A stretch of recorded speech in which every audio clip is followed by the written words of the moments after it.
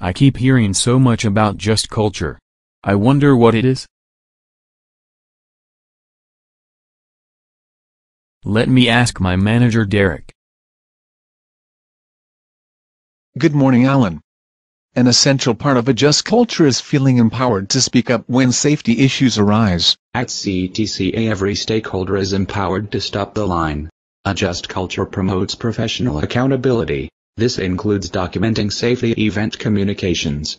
This is a process to speak up in a situation that presents immediate danger to the patient to protect them for possible harm. An effective way to speak up is respectfully using the 3 W's: what I see, what I am concerned about, what I want. Let's look at a scenario and tell me if you find anything that could be done better.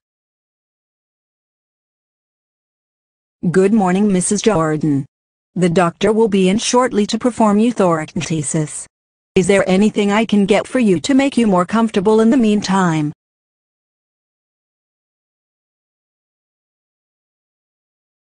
No, thank you. I will be fine until the doctor comes.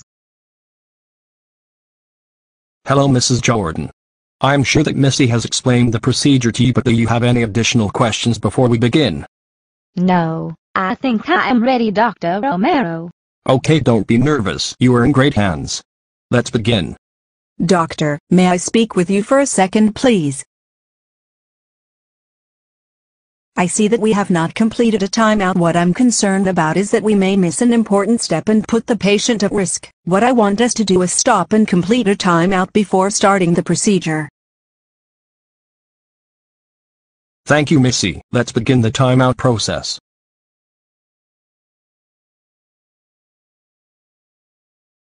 Derek, that scenario helped me to put things into perspective.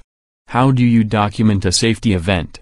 Do all stakeholders have the ability to document safety event communications? Yes, it is up to each and every stakeholder to uphold the principles of a just culture. Even stakeholders who are not in a clinical role or who do not work in a clinical setting should be aware of the CTCA dedication to patient safety. Submitting a safety event communication is simple. Let me review the safety event communication process with you. Safety event communications is a process for documenting occurrences that are inconsistent with routine patient care or facility operations. Safety events can happen to patients, stakeholders, caregivers and volunteers. There are different types of medical errors. Near-miss adverse events, also known as precursor events, serious safety events or sentinel events. A near-miss is the most valuable source of information for identifying patient safety issues. Also, it is often called a good catch because it allows action to be taken before someone is injured. Safety events can be entered into the system by anyone. The person who witnessed or discovered the event should report the event as soon as possible. Enter the information focusing on the facts of the occurrence and be sure to document the following: who was involved, details about the incident, when did it occur, where did it occur. Once the event is submitted, it will be reviewed by the Quality/Safety/Risk Department and your manager. This review allows for opportunity to identify ways of preventing future safety events. Let me review the red rules with you. Red rules are those things we absolutely do all the time with every patient. The 4 red rules at CTCA are: 1. Proper hand hygiene. 2.